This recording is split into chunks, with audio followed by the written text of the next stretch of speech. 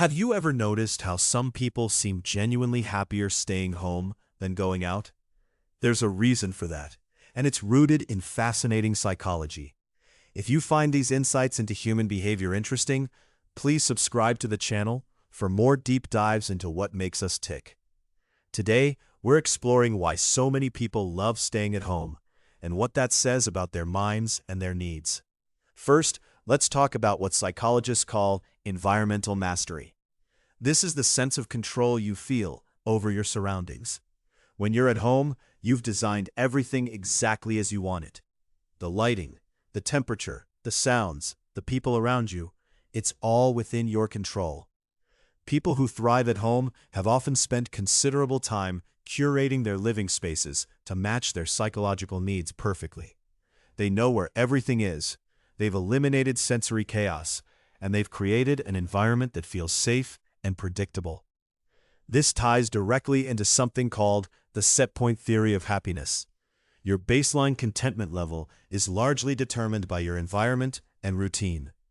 Home-loving people have often optimized their environments so thoroughly that their happiness baseline is higher at home than anywhere else. They're not antisocial or anxious about the outside world necessarily. They've simply discovered that their living space provides more psychological rewards than external pursuits do. Then there's the concept of restorative solitude. Unlike loneliness, which is painful and unwanted, solitude is chosen and deeply nourishing. Psychologists have found that people who genuinely enjoy their own company have higher self-esteem and lower anxiety rates. When you're home alone, you're not performing for anyone. You're not code-switching or managing social impressions. You can simply be yourself, and that authenticity is profoundly comforting. Your nervous system relaxes in ways it can't in public spaces. Introversion plays a significant role too, though it's not the only factor. Introverts gain energy from quiet, low-stimulation environments and lose energy in high-stimulation social settings. But even extroverts can love their homes if those homes are designed as social hubs with activities they find energizing.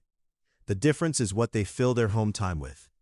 For home lovers of all personality types, the key is that their chosen activities align with their values and interests.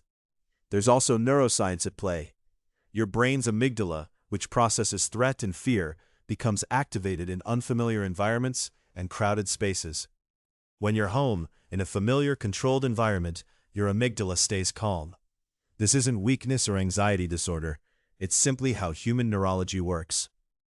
Your body recognizes home as a safe space, and it responds by releasing cortisol at lower levels and increasing parasympathetic nervous system activity.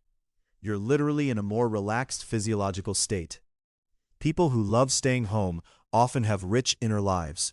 They engage deeply with hobbies, creative projects, reading, learning, and reflection. These activities activate reward pathways in the brain just as strongly as external social activities do, sometimes more so because they're self-directed and aligned with personal values. There's no pressure to conform or perform. You're engaging in genuine self-expression. The concept of flow is crucial here. Flow is that state of complete absorption in an activity where time disappears. Home lovers have often structured their environments to enable flow regularly, whether that's through painting, writing, gaming, cooking, gardening, or any number of pursuits. When you experience flow, you're not thinking about external validation or social comparison. You're entirely present, and that presence is psychologically restorative. It's also worth noting that modern life has changed what it means to be a home lover. Remote work, streaming services, online learning, and digital connection mean that staying home doesn't require isolation or social deprivation. You can maintain relationships, pursue careers, and access culture entirely from your living space. This is a relatively new development historically, and it's allowed people who are genuinely happier at home to structure their entire lives around that preference without significant sacrifice. Home lovers also tend to have lower needs for novel external stimulation. They don't require constant new experiences, new restaurants, or new social situations to feel satisfied. Instead, they find richness in depth rather than breadth. They might read the same book multiple times, cook the same favorite meal weekly, or spend years mastering a hobby in their living room. This approach to life is just as valid and just as enriching as constant novelty seeking. There's a psychological phenomenon called the Fosbury flop of happiness, which suggests that trying too hard to be happy often backfires. People who genuinely love their homes have often stopped fighting their own nature and accepted that their happiness comes from home-based life.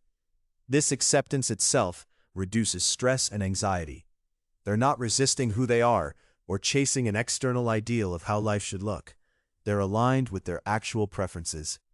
The pandemic revealed something important about this psychology.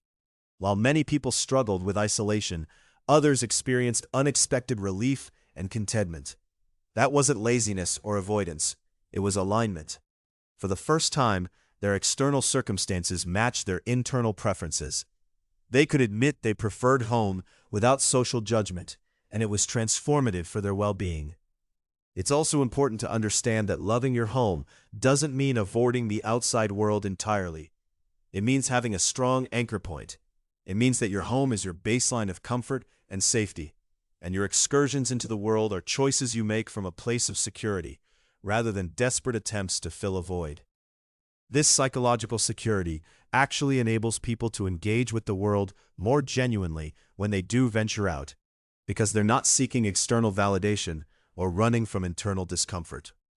Self-determination theory in psychology tells us that people thrive when they have autonomy, competence, and relatedness. Home environments allow you to control all three. You have autonomy over your time and space. You can develop competence in chosen skills and hobbies. And you can nurture relationships with the people you genuinely care about. Like this video if this exploration of psychology resonates with you. For many people, their home perfectly fulfills all three psychological needs. The psychology of people who love staying home ultimately reveals something beautiful about human diversity. We're not all wired the same way. What brings one person profound joy might drain another person's psychological resources completely. Home lovers aren't broken or afraid. They're simply aligned with who they actually are. If this perspective resonated with you, please like this video and let me know in the comments. What aspect of your home makes you happiest to be there? Is it a specific room, an activity, the people you share it with, or something else entirely? I'd love to hear what your ideal home looks like. Thank you for watching, and please subscribe for more explorations of the psychology that shapes our lives. We appreciate your time and engagement with this content. The more you interact, the more we can bring you deeper insights into human nature and behavior.